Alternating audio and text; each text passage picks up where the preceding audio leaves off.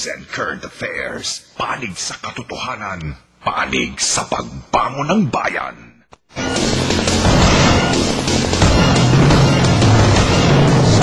Na mga nagbabagang balita. Dalawa na namang kaso ng rape na itala sa Jensen itong weekend. Ang detalye, abangan. Muli sa airport, inireklamo ng pangungutom, tutukan. Tauhan ni Pentatun Kid ng Forensic Group Tahir Alonso, arestado. Binatilyo, binaril patay ng isang minor de edad. Kagawad Ronel Rivera, inamin na ang alyansa nila ni Pacman. Ang lagay ng panahon sa Songsanjen ngayong linggo, alamin.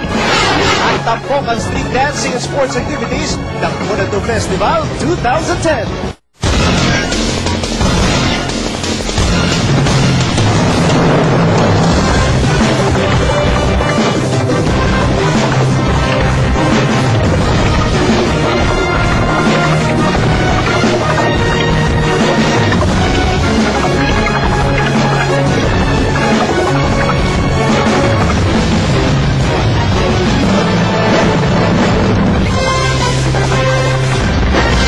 Magandang hapon, Songsanjen! Sa ngalan ng inyong mga patrol ng Pilipino, ako si Jay Dayupay. Nagbabalita at naglilingkod sa inyo saan man sa mundo.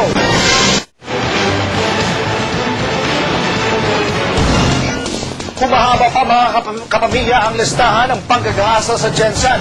Itong Sabado, 2 kababaihan na naman ang umano'y ginahasa. At kaugnay ng balitang yan, makakasama na din si ABS-CBN correspondent Ann Santos. Ann? Yes, Jay, isang special child di umano ang hinalay ng kanilang kapitbahay at isang 14 anyos na dalagita ang ginahasa din umano ng kanyang bayaw. Naritong report. Balisa at takot na takot si alias Angel nang maabutan namin sa General Santos City Hospital. Kasamang ina, sumailalim ito sa medical legal examination para patunayan na ginahasa umano siya ng kanyang bayaw o mister ng kanyang ate na si Tato Kanakan, 40 anyos. Tumira si alias Angel sa bahay ng kanyang ate sa Purok Ondok Gawan, Barangay San Jose. At dito raw nangyari ang panghahalay. Unang beses noong November 10, tinutukan pa umuna siya ng baril at pilit ginawa ang pakikipagtalik. Sumunod noong November 12, sa kusina kung saan tinakot rin umano siya gamit ang kutsilyo at tinakpan pa umano ng unan ang kanyang mukha. Pinalagod ko na ay na siya gikuha gud sa bolsa to pusil gitutukan din ko niya pusil. Pag man natin ako na ko niya nahingon siya sa ko na dili ba isabay ba sa kong ate. Di na umano makatiis si alias Angel, kaya nitong Biyernes ng gabi, umuwi sa kanyang magulang si alias Angel at isinumbong sa ina ang masamang sinapit sa kamay ng bayaw. Dito nila naisipang i-report sa pulis ang insidente. Pinakulong agad ang bayaw na si Kanakan.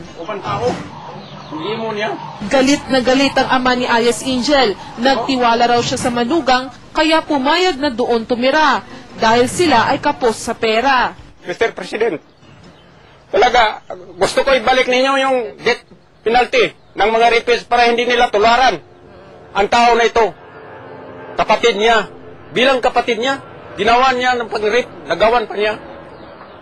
Parang pinatay rin niya ako.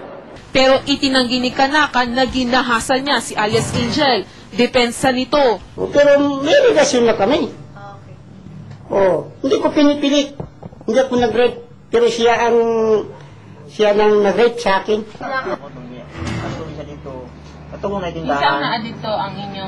Masakit rin tanggapin para sa mag-ama na ito ang mapait na kapalaran ni Luna. Di niya tunay na pangalan.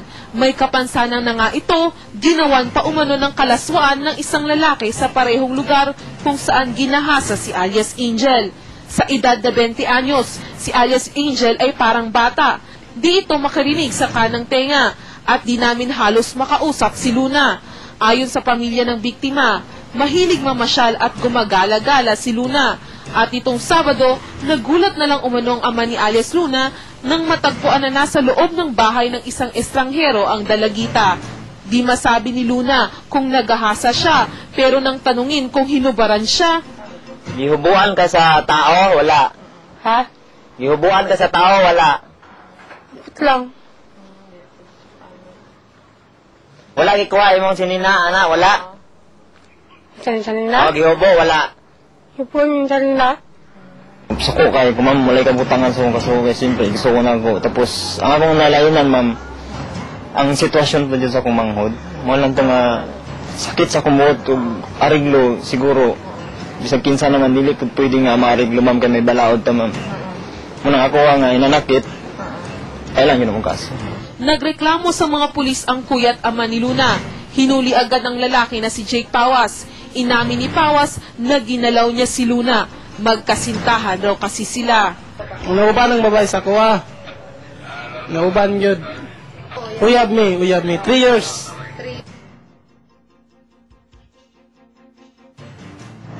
Jay, balak din magreklamo ng illegal detention ang suspect na si Kanakan laban sa mga pulis dahil kinulong daw sila ng wala pang kaso.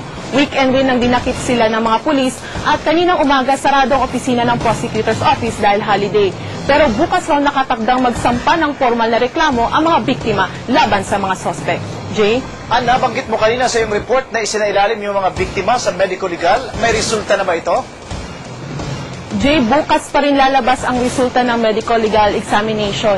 Ito ang magsisilbing mabigat na basihan laban sa mga suspect. Salamat, Ann Santos. Tambak na po ang reklamo ng panggagahasa sa PNP Jensen.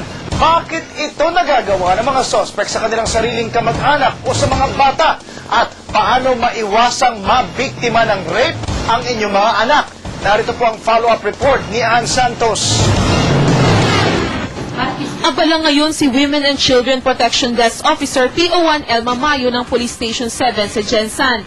2 kasong rape ang hinahanda nilang isang pabuka sa prosecutor's office. Isa laban sa bayaw na ng gahasa umano sa 14 anyos na si alias Angel habang naninirahan sa bayaw. At sa lalaki na gumahasa rin umano sa 20 anyos na si alias Luna sa barangay San Jose. Ayon kay Mayo, nakausap niya ng masinsinan ng mga biktima at halata raw na may trauma si alias Angel. Ilan sa epekto ng child rape ay depression at ang makaramdam ng pagkahiya sa sarili. Kaya payo ni Mayo, dapat di magkumpiyansa ang mga magulang kahit sa kamag-anak pa dahil nangyayari ang child rape sa buong mundo. Ang mga sexual offender ay mga ama, kuya, tiyo o pinsan. Trauma ang bata, nadlok na siya, dili siya gusto nga makita yung itsura. Sa kaso ni alias Luna, dahil may diferensya ito sa pag-isip at mahilig pang gumala-gala, madali itong lapitan ng mga masasamang loob. Kaya nasa pamilya pa rin umano ang responsibilidad na malayo si alias Luna sa mga sexual offender. Mas mabuti kung mamamasyal ay may kasamang mas nakakatanda. Mga ginikanan, ay yung mga ilang mga bata, ayaw nila pa lagawan kong gabi kay maugod ng time nga ang mga makainom na, wala na sa ilang sarili, muna sila nga, mag-tempt sila nga manglubo sa mga babae. Alerto na rin umano ang Purok Chairman ng Purok Ondokgawan kung saan 2 insidente ng rape ang na-report. Ang sa amo lang dire no, sa Purok, magtinabangay lang ang tami na tanang lumulupyo dire para maiwasan ng mga case nga inana ng mga rape. Sa talaan ng PNP Jensen, 175 na kaso ng rape ang inireklamo. Mahigit 50 dito ay formal nang naireklamo sa piskalya. Sa pag-aaral ng Department of Social Welfare and Development Office o DSWDO, karamihan sa mga offender ay mga kapitbahay lang. Pangalawa ay mga kaibigan at pangatlo ay mga kamag-anak. Pero aminado ang otoridad, di lahat ng pag-aabuso o panggagahasa ay nare-report. Mali raw ito dahil di raw dapat pumayag ang pamilya ng biktima na makipag-areglo dahil ang rape ay paninira ng puri at isang karumal-dumal na krimen. Ann Santos, Patrol ng Pilipino. Kaya sa mga iba pang biktima, mangyaring lumantad na